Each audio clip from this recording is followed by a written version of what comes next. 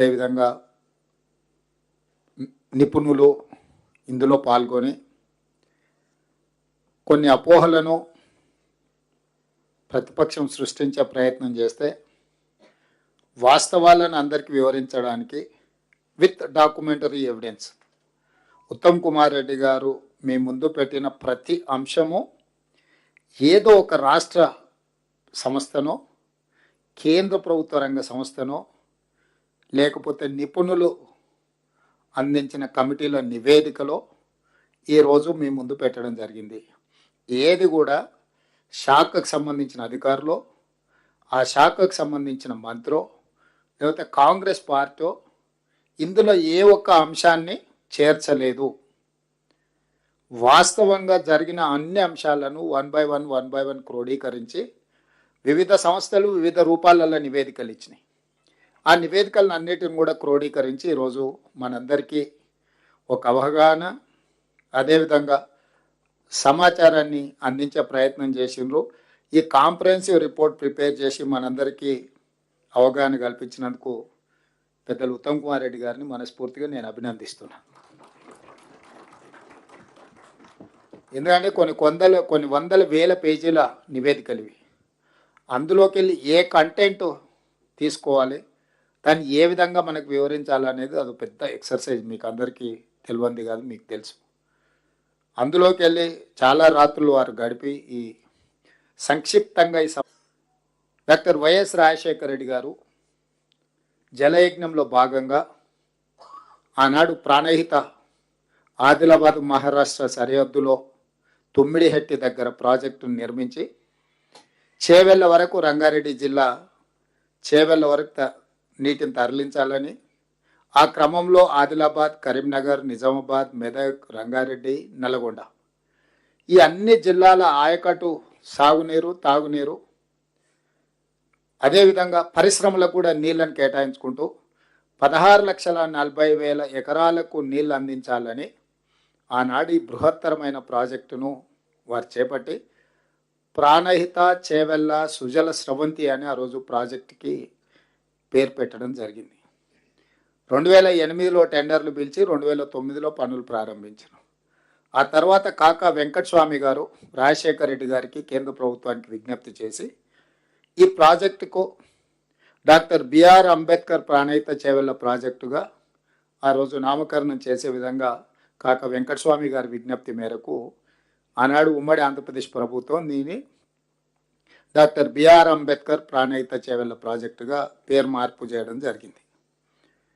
అదేవిధంగా రాజశేఖర రెడ్డి గారు పనులు మొదలుపెట్టిన తర్వాత అకాల వారి మరణం, రోసయ్య గారు రావడం, తర్వాత కిరణ్ కుమార్ రెడ్డి గారు ముఖ్యమంత్రిగా రావడం, పనులు కొనసాగడం. 2012 మే నెలలో కిరణ్ కుమార్ రెడ్డి గారు ఉమ్మడి ఆంధ్రప్రదేశ్ ముఖ్యమంత్రిగా మహారాష్ట్ర ముఖ్యమంత్రి పృథ్వీరాజ్ చవాన్ గారితో ఒక ఒప్పందం చేసుకున్నారు. తుమ్మిడిహెట్టి దగ్గర నిర్మించే ప్రాజెక్టు 152 మీటర్ల ఎత్తున నిర్మించాలని మన సాంకేతిక నిపుణులు వీళ్ళందరూ కూడా నివేదికలు ఇచ్చారు. అట్లా చేస్తే మనకు దాదాపుగా 160 టీఎంసీల నీళ్లను తీసుకోవడానికి వస్తుంది.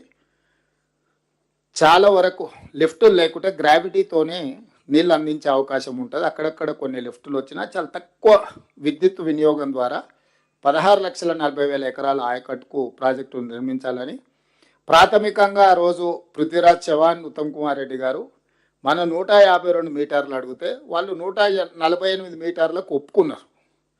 మిగతాది ఒక కమిటీని అపాయింట్ చేసి ఆ కమిటీ ఇచ్చే నివేదిక ప్రకారం వాళ్ళకి మహారాష్ట్ర వైపున కొన్ని గ్రామాలు ముంపుకు గురవుతాయని చెప్పి గ్రామాలను మీకు ఇవ్వడం కష్టమైంది, భూమి ఇవ్వడానికి అభ్యంతరం లేదని చెప్పడం, దాని మీద భవిష్యత్తు మళ్ళీ చర్చించుకుందామని ప్రాథమికంగా ఈ ప్రాజెక్ట్ ఒకప్పుడు వెంగళరావు గారు 75 ప్రాంతంలో చేసుకున్న ఒప్పందం తర్వాత తిరిగి మహారాష్ట్ర ప్రభుత్వంతో అంతర్రాష్ట్ర 2 రాష్ట్రాల సరిహద్దున నిర్మిస్తున్న ప్రాజెక్టు కాబట్టి కిరణ్ కుమార్ రెడ్డి గారు పృథ్వీరాజ్ చవాన్ గారితో ఒప్పందం చేసుకోవడం జరిగింది. ఈ వివరాలు కూడా మీ అందరి దృష్టి. అంటే ఇవన్నీ వివరాలు నేను ఎందుకు చెప్తున్నా అంటే కాంగ్రెస్ పార్టీ మొదటి నుంచి ఉత్తర తెలంగాణ నుంచి దక్షిణ తెలంగాణ వరకు గోదావరి నదీ జలాలను తరలించడం ద్వారా కరువు ప్రాంతమైన తెలంగాణను సస్యశ్యామలం చేయాలి, హైదరాబాద్ నగరానికి 1,55,000 మందితోని ప్రారంభమైన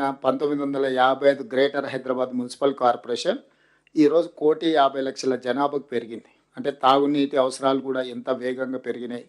వీటన్నిటినీ తీర్చడానికి ఆ రోజు కాంగ్రెస్ ముందు చూపుతోటి ప్రాజెక్టును తీసుకున్నది.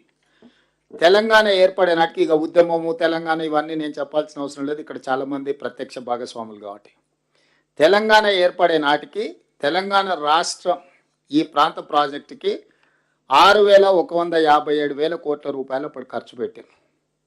ఆ రోజు 16,40,000 ఎకరాలకు గాను 38,000 కోట్ల రూపాయల అంచనాలతో టెండర్లు పిలిచడం, పనులు మొదలుపెట్టడం. 2009లో 2014కి వచ్చేటప్పటికి 6,157 కోట్ల రూపాయలు ఖర్చు పెట్టారు.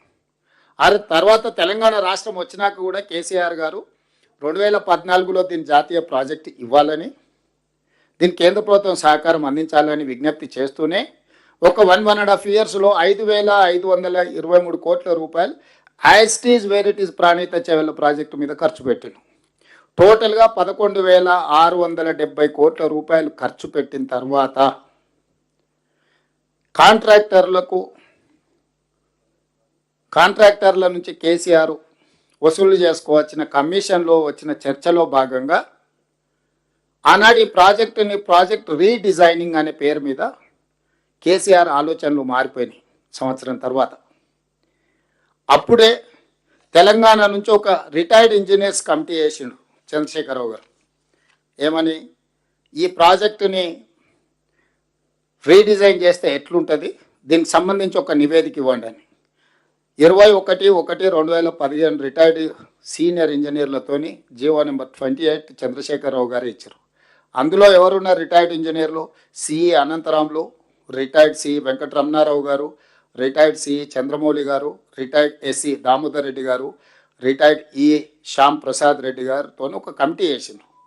ఈ కమిటీ మొత్తం స్టడీ చేసి కేసీఆర్ గారు ఏ ఆలోచనతోనైతే ఊరు మార్చి పేరు మార్చి అంచనాలు పెంచి నిధులను కొల్లగొట్టాలని స్కీమ్ వేసిండ్రో 2015లో కేసీఆర్ స్వయంగా తెలంగాణ రిటైర్డ్ ఇంజనీర్లతోని కమిటీ చేస్తే వాళ్ళు స్పష్టంగా చెప్పిండ్రు, మీ ఆలోచన తప్పు.